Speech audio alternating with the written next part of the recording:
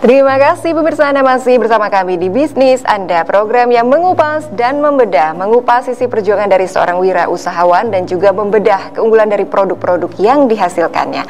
Kali ini usahawan luar biasa, kita sedang mengobrol bersama Ibu Sisil. Ibu Sisil ini adalah pemilik, apa namanya Bu? Pernik Elok. Pernik Elok ya. Pernik Elok, itu sesuai dengan namanya, elok sekali. Coba lihat pemirsa, ini produk-produknya ada bros, kemudian ada yang sekarang lagi booming banget di masa pandemi ya, ini ya, konektor masker, gelang, kalung. Kalau dulu juga ada musim tuspin ya Bu ya? Iya benar Mbak. Tuspin pernah bikin? Pernah juga. Oke, itu yang musiman ya. Iya, terus bener. ada bros juntai juga ya. Iya. Yang suka pakai kerudung syar'i, cantik-cantik Iya, itu ya. Terus apa namanya, bros juntai itu sesuai permintaan pasar ya, itu ya, biasanya mengikuti gitu. perkembangan tren juga pasti kalau yang namanya karena desainer. Biasanya tren, sekali tren terus nanti hilang gitu kan. Tapi kadang-kadang tren itu juga berulang sih Mbak, nanti kapan-kapan muncul lagi permintaannya gitu. Betul. Tapi ini nih saya mau pamerin ke pemirsa nih, coba dilihat. Wih, cantik banget nggak? Ini saya pertama kali ngelihat langsung tring, warnanya bersih ya, putih. Ini dari batu apa Bu? Kalau itu dari akrilik Mbak. Oh, mudah-mudahan Bu Sisi lupa ya ini.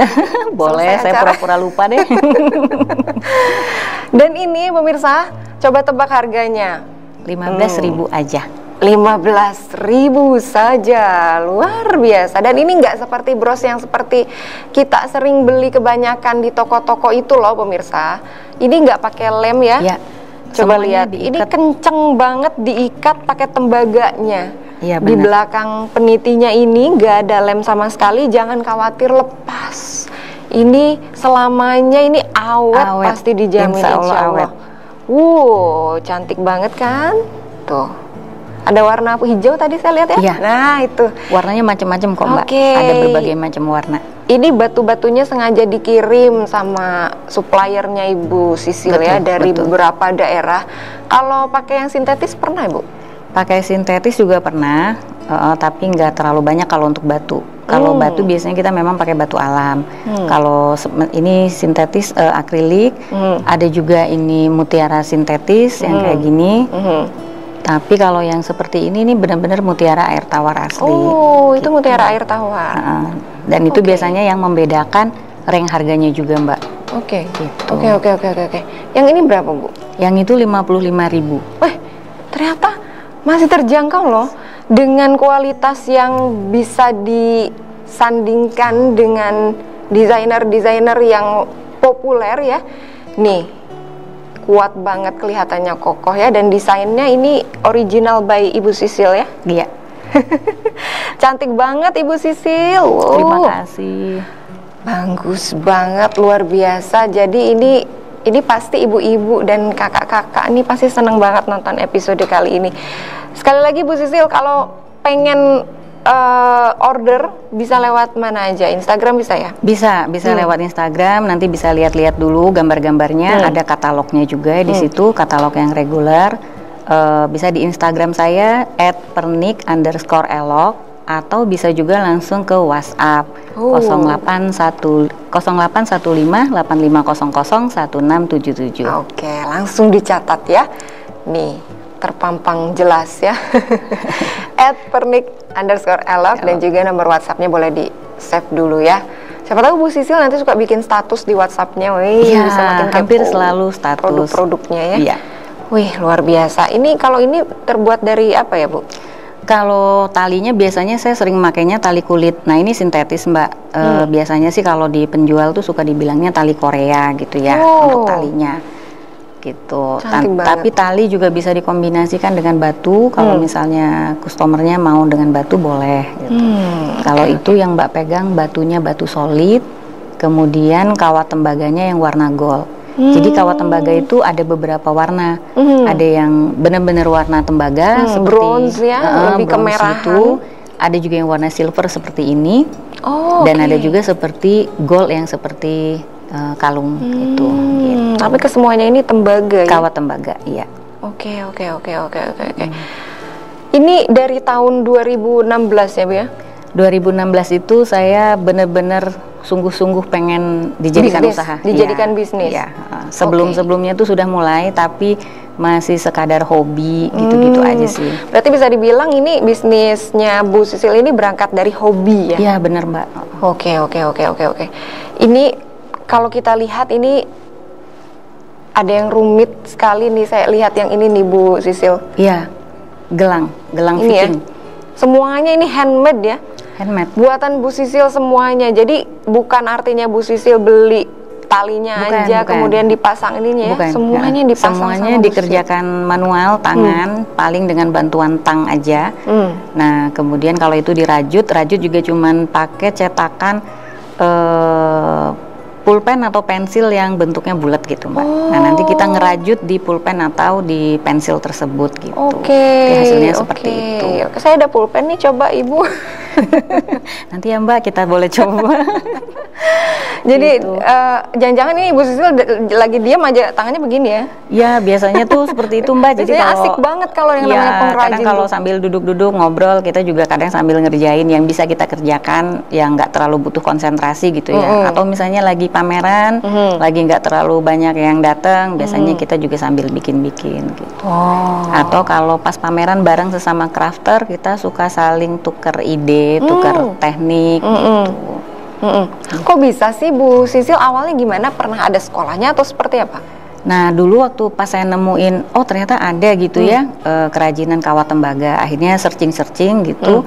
Memang tahun-tahun 2015-an gitu, 2014-an lah itu belum terlalu banyak yang ngerjain wire jewelry kayak gini ya Mbak.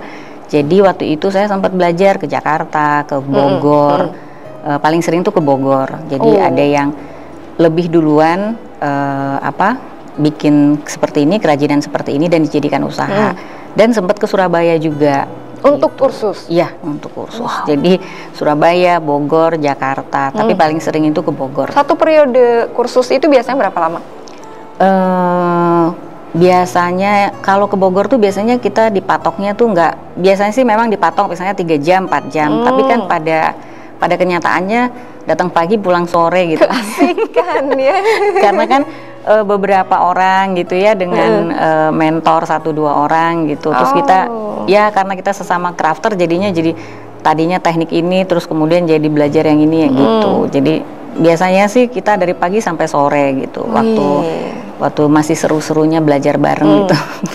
Kalau saya dan pemirsa pengen belajar ke Bu Sisil boleh ya? Boleh banget Mbak. Nah, saya juga Pernik Elok juga membuka kursus untuk wire jewelry ini. Jadi bisa kelas privat, mau 1 orang bisa, 3 orang bisa gitu. Nah kalau 1-3 orang sampai 5 orang lah masa pandemi kayak gini boleh datang ke rumah, atau misalnya mau janjian di tempat juga boleh. Nah juga saya kadang-kadang diminta sama beberapa sekolah untuk mengisi keterampilan untuk anak-anak atau bahkan untuk guru. Nah baru kemarin saya juga ngisi untuk pelatihan bikin gelang seperti ini. Dan bros yang seperti ini itu di pesantren di daerah Cikarang sini untuk gurunya gitu, untuk guru-gurunya. Melatih keterampilan ya. Apalagi sekarang SMA, SMP ada pelajaran prakarya seperti itu ya. Ini menunjang sekali. Kalau mau kursus bisa kemana ya Bu ya? Bisa kontak saya langsung aja Mbak, lewat WA juga boleh, bisa di Instagram DM saya juga boleh. Wih, monggo. Tapi tempat kursusnya kalau Cikarang Selatan ya? Iya, di Cikarang Selatan. Bisa juga Mbak, pernah juga saya diminta ngajar ke Jakarta misalnya gitu, atau ke daerah Bekasi kota. Bisa aja, nanti bisa didiskusikan lebih lanjut gitu. Luar biasa. Karena kan nanti kelasnya sedikit atau kelasnya banyak, saya butuh bawa asisten atau tidak gitu kan. Kalau sampai untuk 5 orang aja itu saya bisa handle sendiri. Untuk 10 orang kalau bikinnya nggak terlalu rumit saya masih bisa handle sendiri. Tapi kalau lebih dari 10 orang harus bawa asisten supaya belajarnya maksimal. Gitu kan, karena kan kita bikin dari awal sampai harus jadi gitu supaya benar-benar dapat ilmunya yang dipelajari gitu. Atau mungkin sekarang di era digital, era serba YouTube, mungkin barangkali Ibu Sisil terpikirkan membuat vlog channel sebenarnya untuk belajar. Ya sebenarnya tuh sudah ada channel yang isinya tuh beberapa tips, ada juga tutorial yang mudah-mudah gitu ya. Cuma memang saya masih pakai nama saya, jadi bisa cari di YouTube, itu bisa di YouTube, bisa juga searching pakai nama Pernik Elok gitu, nanti muncul. Tapi memang channelnya namanya masih nama saya, Sisilia gitu. Karena waktu itu awalnya rencananya bukan untuk ini, tapi di kemudian saya pikir akan lebih manfaat kalau misalnya saya share, posting sesuatu yang mungkin lebih bermanfaat, bisa jadi ide atau inspirasi buat teman-teman, terutama perempuan-perempuan yang lain gitu kan.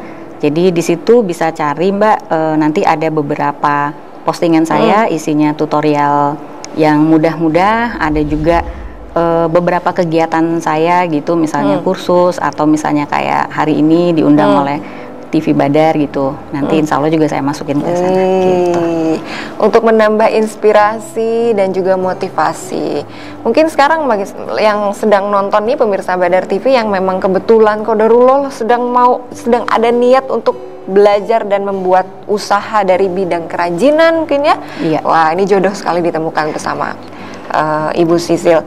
Berarti kalau kita lihat yang namanya bisnis ya Bu Sisil ya, nggak hanya passion ataupun belajar, tapi kan bisnis tetaplah bisnis gitu. Sampai sekarang apa sih yang membuat Bu Sisil menjadikan itu batu kerikil dalam bisnisnya? Apakah ada pesaing atau seperti apa Bu?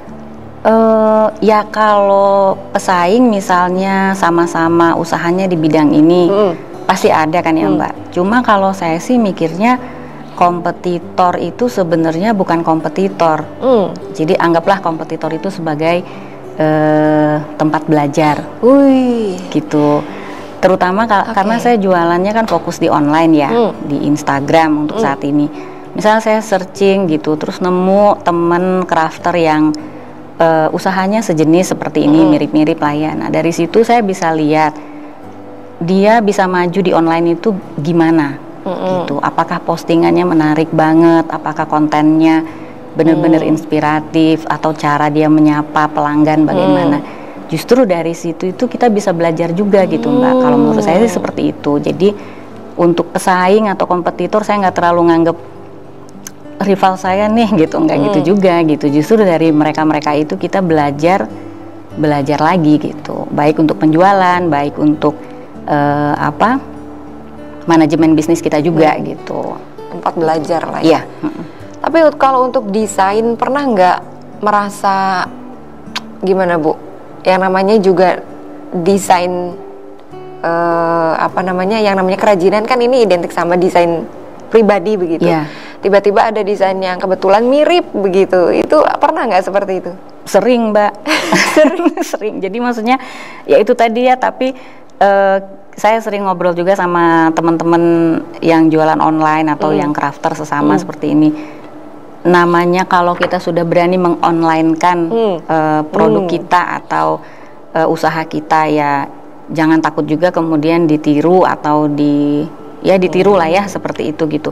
Jadi kayak konektor masker yang seperti ini kan sebenarnya idenya kan saya bikin karena pandemi gitu kan. Kemudian kebetulan ada bahan-bahannya, dicoba.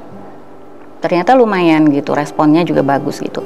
Seminggu ditayangkan di Instagram, berikutnya saya nemu juga orang yang bikin seperti ini gitu. Walaupun bukan di daerah Bekasi gitu, tapi sama-sama di online. Tapi saya pikir ya nggak apa-apa gitu. Mungkin dari saya bisa menginspirasi dia. Bisa jadi ide-ide yang saya munculkan ke produk saya itu sebenarnya kan juga inspirasi dari orang lain, seperti itu Mbak. Intinya insya Allah rezeki nggak ketukar deh gitu. Yang ketukar teh sandal guys. Sendal ya yang suka ketukar Mbak. Ya, bener gitu aja deh Mbak. Tapi apa upaya yang biasa Bu Sisi lakukan untuk ya menghindari yang namanya juga ada perselisihannya di antara bisnis? Upaya apa misalnya dikasih watermark atau mungkin hak paten mungkin? Nah kalau hak paten itu saya hanya di merek dagang. Jadi untuk nama Pernik Elok itu sudah sertifikasi Haki. Jadi nggak bisa ada orang lagi yang pakai nama Pernik Elok. Kalau ada yang pakai saya bisa somasi gitu kan, karena sertifikatnya udah saya pegang. Tapi untuk desain kita agak susah juga Mbak, karena kan setiap kita bikin desain kemudian mau dipatenkan, nunggunya juga lama gitu. Jadi yang bisa dilakukan saat ini adalah terus berkreasi gitu aja. Terus aja berkreasi. Jadi misalnya bikin konektor seperti ini, ada yang nyontek, monggo. Bikin lagi model lain. Orang mau nyontek, monggo gitu. Sampai kadang-kadang saya pikir conteklah daku sampai kau tak mampu mencontek gitu aja. Nah, gitu pokoknya. Ya intinya seperti itu deh. Jadi saling menginspirasi, saling belajar gitu aja lah. Karena kalau terlalu memikirkan hal-hal yang seperti itu, kita jadi stuck juga gitu. Ya kan, terutama di dunia online itu kan, ya kita orang setiap hari pengguna Instagram, pengguna Facebook, medsos itu kan luar biasa untuk tidak Indonesia. Tidak ada barrier yang menghalangi untuk itu. Iya, betul. Nah, kalau misalnya foto di watermark gitu, kadang-kadang repotnya juga kemudian reseller saya atau dropshipper yang untuk produk-produk reguler itu nggak bisa ngambil dari fanpage atau Instagram. Jadi akhirnya kan Mbak kirimin ini, Mbak kirimin ini gitu kan. Repot ya. Nah, jadi kan nambah kerjaan. Jadi sudah deh nggak apa-apa gitu. Oke, yang digaris bawahi ya dari perkataan Ibu Sisil, bisnis ada etikanya. Iya. Apalagi bisnis yang bergerak di bidang kreativitas ya Bu ya. Betul. Tidak ada protokolnya, tidak ada tidak ada aturan khususnya gitu. Betul. Apalagi sudah di online kan seperti itu. Semua orang bisa lihat. Dari otak, ide kreativitas dituangkan dalam sebuah karya, tapi yang namanya sudah terjun di dunia digital ya, apapun bisa terjadi. Iya, betul Mbak. Itu kuncinya apa Bu supaya tetap ikhlas seperti Ibu Sisil? Iya, belajar terus aja sih Mbak. Jadi maksudnya dan terus berani ya Bu ya? Iya, kadang-kadang kalau di awal-awal dulu saya juga sering shock juga ya, maksudnya kok kayak gini gitu, tapi akhirnya ngabisin waktu, ngabisin energi gitu kan. Terus mood kita juga hilang gitu, yang tadinya mau bikin ini nggak jadi, bikin ini nggak jadi, terus emosi, terus nanti chatting ke A, chatting ke B, ujung-ujungnya kerjaan kita juga nggak. Jadi kalau saya sih ya udahlah gitu, soklah silakan gitu, saya ngambil sisi positifnya aja. Mungkin dia terinspirasi dari saya gitu, dan saya pun mungkin yang saya kerjakan juga kan ada ide-ide orang lain yang kemudian menjadi inspirasi saya gitu aja sih Mbak. Dia ya. Semakin tinggi ada di level tertentu kita itu semakin malas mengurus yang remeh-temeh seperti itu ya. Ini yang patut dicontoh dari seorang Ibu Sisil. Kita masih akan lanjutkan usai jeda berikut ya pemirsa ya. Tetaplah bersama kami di Bisnis Anda.